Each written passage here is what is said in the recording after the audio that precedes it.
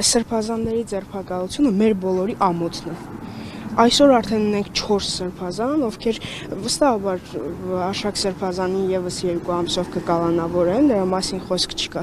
Եվ կլինի 4-րդ սրբազանը, ով կալանավորված է այս երկրում։ Սա ուղղակի ամոթ է։ Չգիտեմ։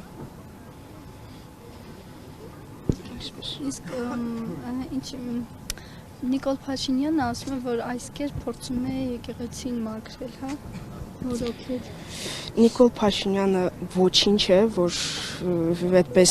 իրեն, չգիտեմ, ում տեղն է դրել, որ ուզում է, չգիտեմ, կաթողիկոսի անունը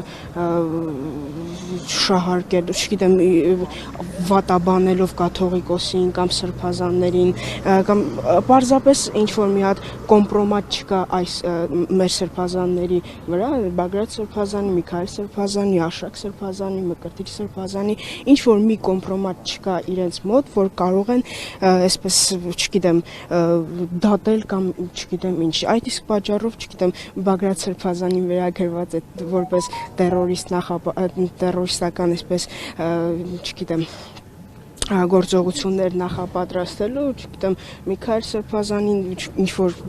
անկապ խոսակցություններ, էլի, քանի որ ոչինչ չեն կարողանում գտնել, էդ է։ Հա։